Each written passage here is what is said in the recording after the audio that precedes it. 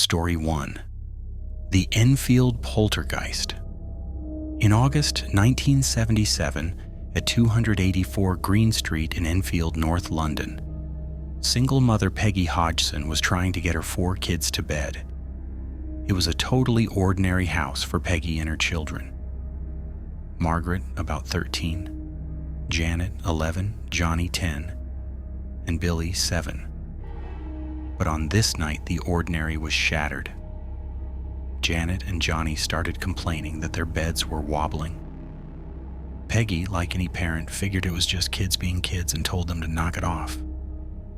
But their fear felt real, and pretty soon, she couldn't ignore the sounds that came next. A weird, shuffling noise started coming from the kids' bedroom. When Peggy went in, it stopped. The moment she left, it started again. Frustrated, she went back in and saw something that made no sense.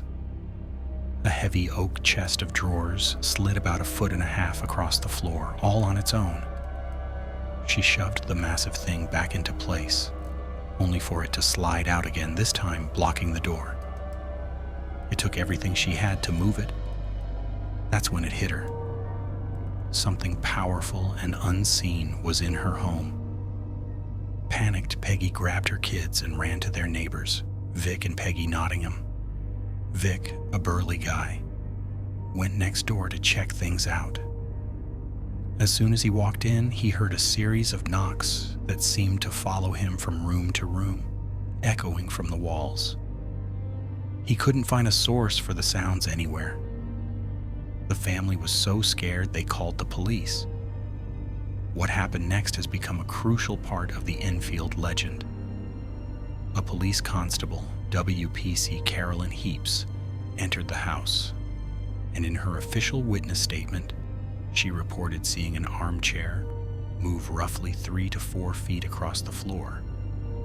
She said she checked for wires or any kind of trickery, but found no rational explanation for what she'd just seen.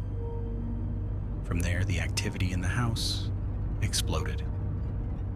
The story got picked up by the Daily Mirror, which brought in paranormal investigators Maurice Gross and Guy Lyon Playfair from the Society for Psychical Research. They would spend the next 1.5 years investigating the house, documenting a mind-boggling array of phenomena that would make Enfield one of the most famous and fiercely debated poltergeist cases ever.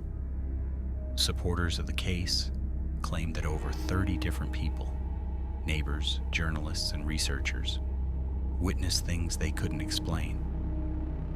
Heavy furniture reportedly flipped over, drawers were ripped out of dressers, and toys would fly through the air.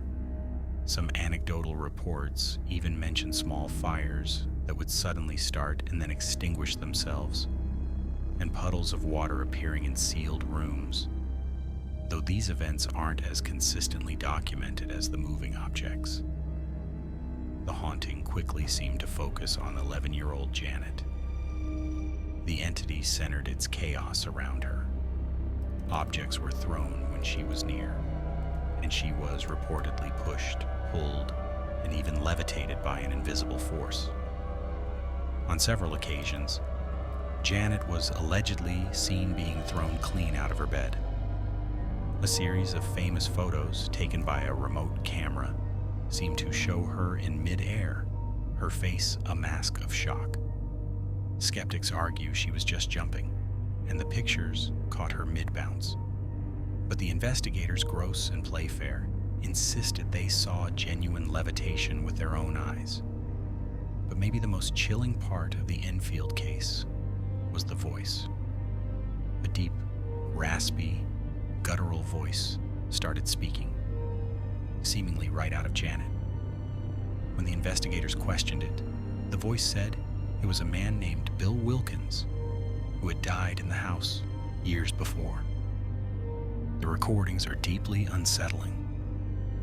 In one famous tape, Bill describes his own death. "I went blind, and then I had a hemorrhage, and I fell asleep, and I died in the chair in the corner downstairs. Later, a man came forward, claiming to be Bill Wilkins' son. He corroborated the story, saying his father had indeed lived and died in that house from a cerebral hemorrhage while sitting in his favorite armchair. For believers, this was the ultimate proof. For skeptics, it was information Janet could have picked up somewhere, even subconsciously. The Enfield case isn't without its problems. The girls were caught on camera faking things like bending spoons. They later admitted to playing pranks about 2% of the time, just to see if the investigators were paying attention. That admission has led many to dismiss the whole thing as a hoax by a couple of clever attention-seeking kids. Still, Gross and Playfair went to their graves, adamant that most of what they witnessed was real. They argued that the kids sometimes faked things when they were under pressure from the media to perform, but the core phenomena were genuine. Playfair often made the point that you can't just... The case remains a cornerstone of paranormal lore, a deeply disturbing story of a family home turned into a war zone. Story 2: The Bell Witch Haunting. Now we travel from 20th century London back to the American frontier of the early 1800s to a small community in Robertson County, Tennessee. This is the home of one of America's most terrifying pieces of folklore, the legend of the Bell Witch. This isn't just some vague campfire story. It's rooted in a specific time, a specific place, and a specific family.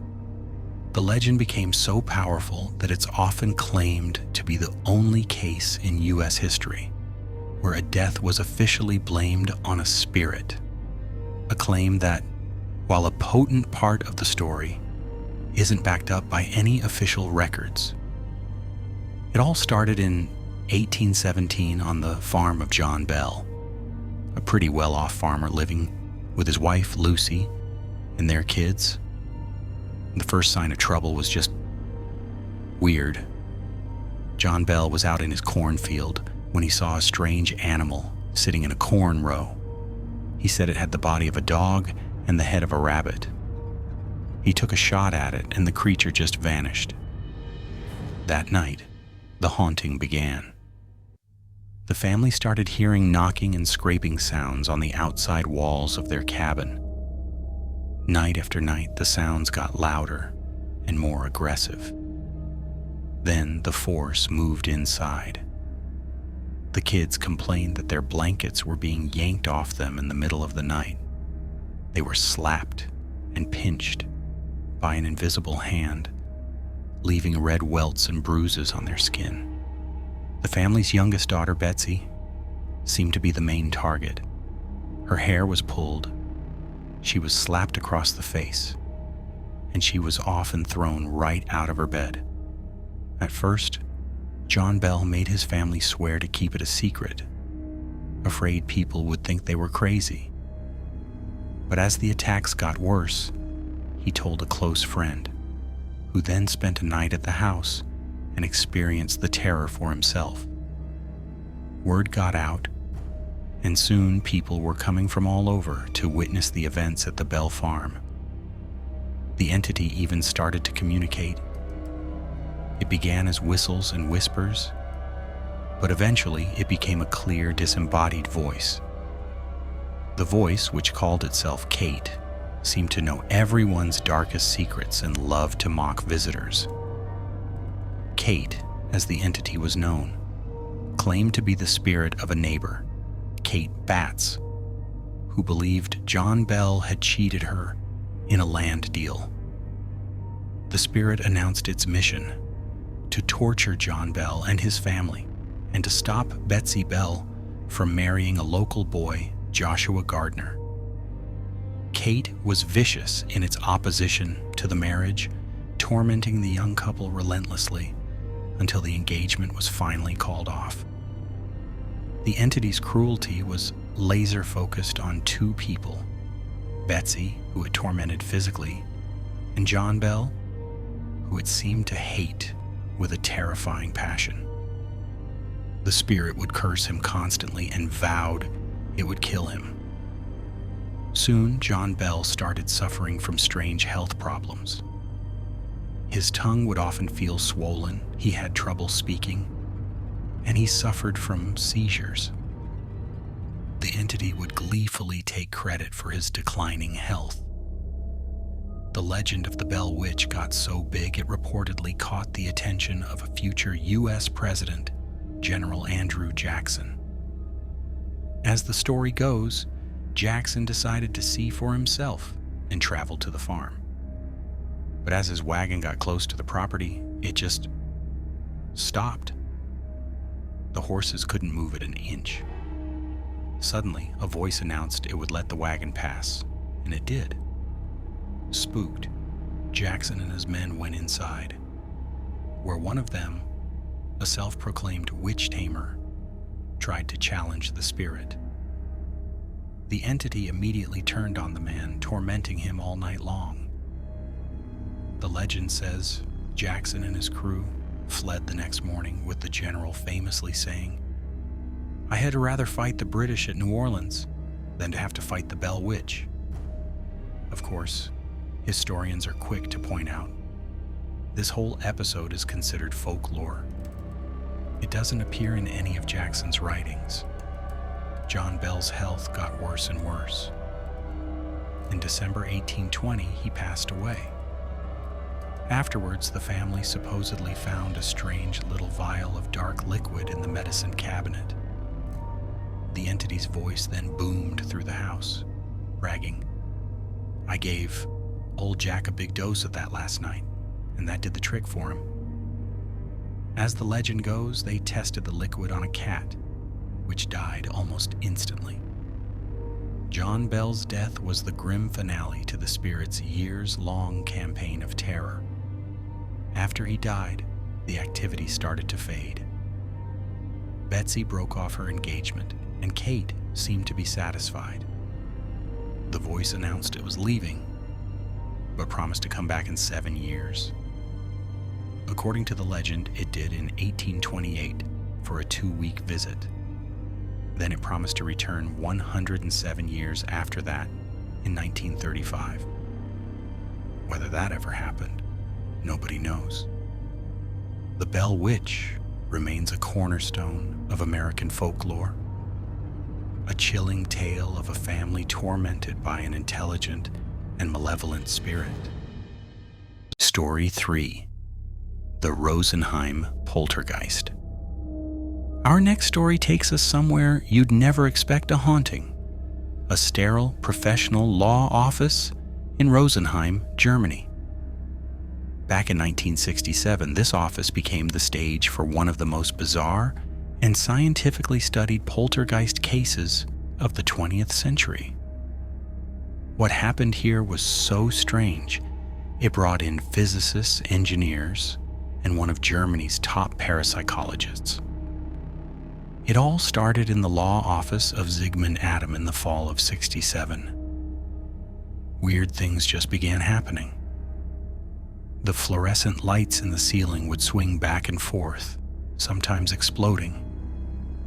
Light bulbs would unscrew themselves from their sockets. But the weirdest part was the phones. They would ring constantly with no one on the line. Sometimes all 4 office lines would ring at once. Even stranger, the office phone bill went through the roof, with calls made to the local time service. At one point, investigators noted the number was dialed 46 times in 15 minutes, a rate they claimed was physically impossible on the old rotary phones.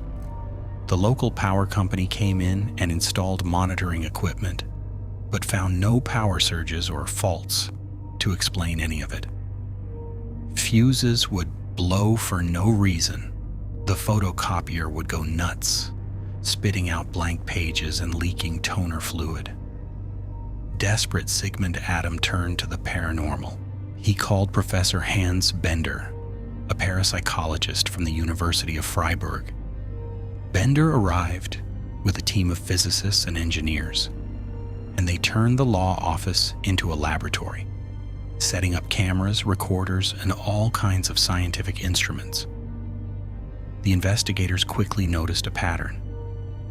The weird stuff only seemed to happen when one person was around, a 19-year-old secretary named Anne-Marie Schneider. She was described as an emotionally troubled young woman who had just started working there. Whenever Anne-Marie walked down a hall, the light fixtures would swing behind her. Pictures on the wall would rotate on their hooks as she passed. The physicists on the team, Friedbert Karger and Gerhard Sischa from the prestigious Max Planck Institute, documented all of this.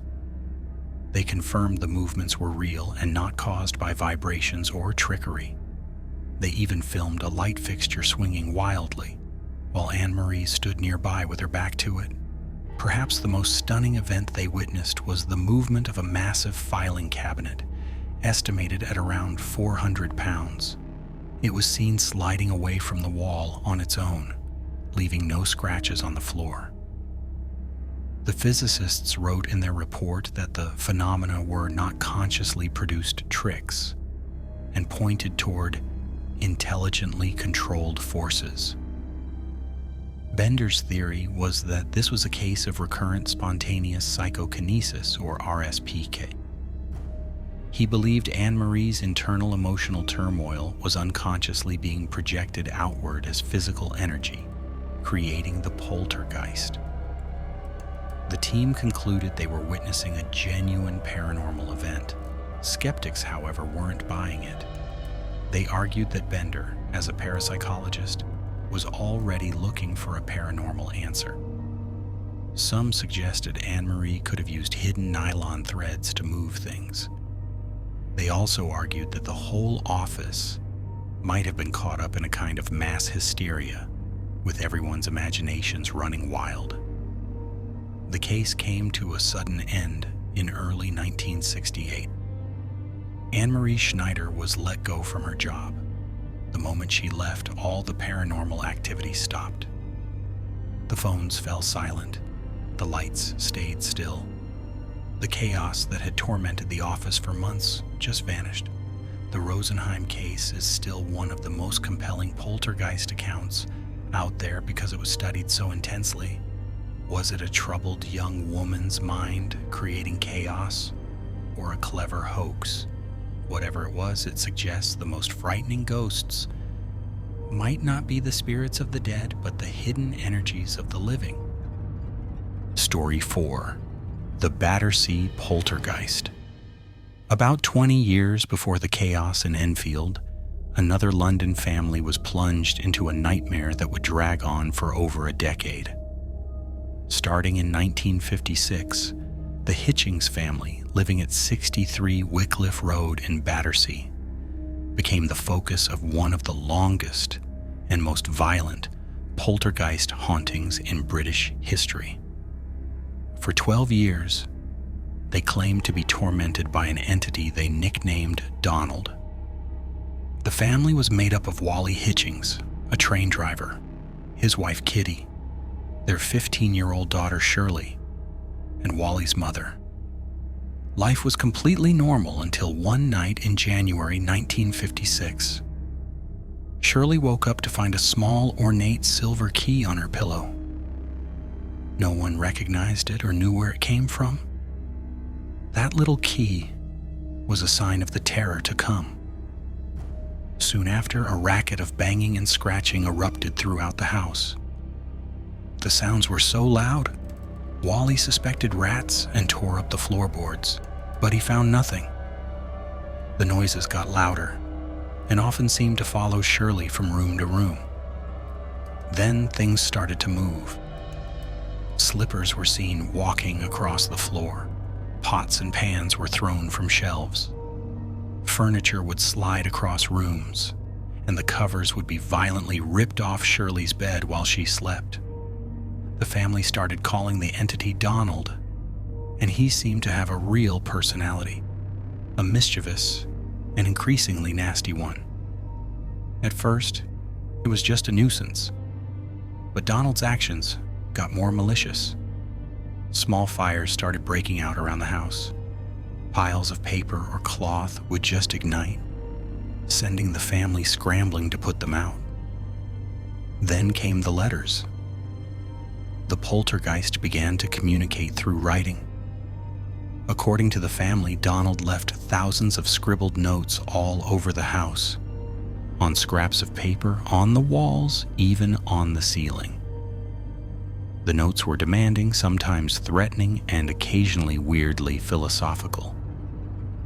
The case got a lot of media attention, and a ghost hunter named Harold Chibbett spent years documenting it, convinced it was all real. Naturally, suspicion fell on 15-year-old Shirley. She was accused of faking everything for attention, but Shirley always denied it, and her family believed her. The haunting, as the story goes, became more personal and terrifying for Shirley.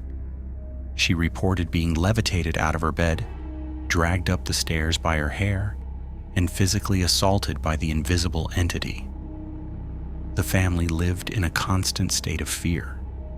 Most of the details we have from this case come directly from the family's accounts and Chibbett's notes, rather than widespread independent records. One of the strangest parts was Donald's identity. In his notes, he claimed to be Louis Charles, the Dauphin of France, the boy who would have been King Louis XVII. He even started writing in archaic French and Latin, languages Shirley, a girl with a standard education, didn't know. The haunting got so notorious, it was even mentioned in the British Parliament after police raided the house, suspecting an illegal seance was going on. According to the family story, the haunting didn't stop when Shirley grew up and moved out. Donald followed her, supposedly leaving notes and spying on her new life. It all finally ended in 1968, 12 long years after it began. The family received one last simple note from Donald. "I am going now. Goodbye." After that, the strange key that had appeared on Shirley's pillow 12 years earlier mysteriously vanished, and the chaos stopped. For skeptics, it's a story of a long-running hoax, but for believers, it's a terrifying account of a family under siege for more than a decade by a relentless supernatural entity. Story 5. The Mackenzie Poltergeist. Our last story takes us to a place absolutely dripping with dark history, Greyfriars Kirkyard in Edinburgh, Scotland.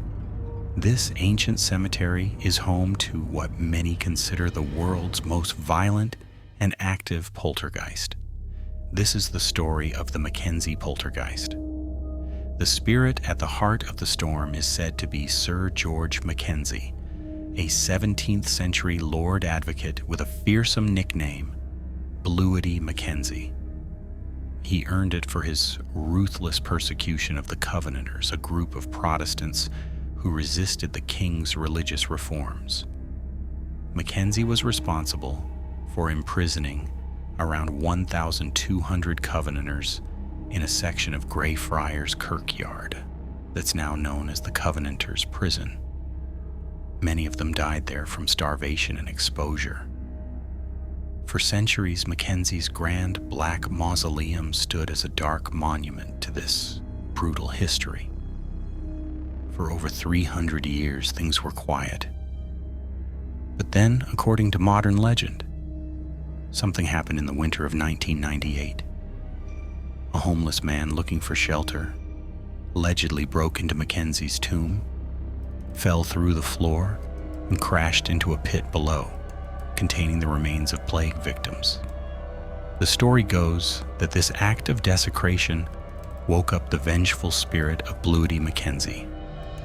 It's important to remember, this dramatic origin story is modern folklore, popularized by local ghost tours. and there's no historical record of it actually happening. But shortly after this supposed event, visitors to the cemetery started reporting terrifying experiences near Mackenzie's tomb. People felt sudden cold spots, smelled strange odors, and then the physical attacks began. Visitors reported being pushed, scratched, and even burned by something they couldn't see. The area around the mausoleum and the Covenanters' prison became a paranormal hotspot. Local tour guides started running official tours into the locked Covenanters' prison, and the results were shocking. People on these tours started fainting, getting nosebleeds, and walking out with unexplained scratches, bruises, and marks on their skin. The tour companies themselves claim there have been hundreds of documented attacks, citing over 450 instances of people passing out and hundreds more reporting physical harm. Now, these are self-reported stats from the tour operators, not independently audited data, but the sheer volume of anecdotal evidence is stunning. The phenomena are classic poltergeist activity, just turned up to 11. Visitors describe hot spots where they feel a sudden burning sensation on their skin. Many have left with deep, three-pronged claw marks on their backs and stomachs, marks that seem to appear right through their clothes without tearing the fabric. The activity got so intense that the City of Edinburgh Council actually locked the Covenanters' prison to the public. The official reason was to prevent vandalism, but many believe it was a direct response to the number of paranormal attacks being reported. Today, the only legal way in is on a supervised tour. What's more, the Mackenzie poltergeist is said to follow people home. There are numerous reports from visitors who claim that after a trip to Greyfriars, weird activity started in their own houses. A spiritualist who attempted to perform an exorcism in the prison fled in terror, claiming to have been overwhelmed by a vortex of evil. He died of a heart attack a few weeks later. His followers believe the poltergeist killed him, though this is, of course, just speculation. The Greyfriars case is unique. It's not in a house. It's a public haunting tied to a place with a bloody past. Skeptics argue it's all mass suggestion and clever marketing. After all, if you go on a ghost tour, you're expecting to be scared. But the consistency of the reports and the physical evidence in the form of photos of scratches and burns on dozens of different people over many years suggests something strange is happening in that old Scottish graveyard. Whether it's the spirit of Bloody Mackenzie or just our own fear running wild, it's earned its reputation as one of the most terrifying hauntings in the world. These stories force us to ask an uncomfortable question. What if our homes aren't as safe as we think? What if a chaotic, unseen force can just invade our lives and turn everything upside down? For some people, that terrifying possibility may have become a reality, leaving us with the chilling thought that there are forces in our world that we just don't understand. If you made it this far, thanks for sticking with us. If you enjoyed this dive into the unknown, hit the like button and subscribe for more scary stories. It really helps the channel out. Now, we want to hear from you. What do you think about these cases? Are they genuine hauntings or elaborate hoaxes? Have you ever had an experience you think was a poltergeist? Let us know in the comments below.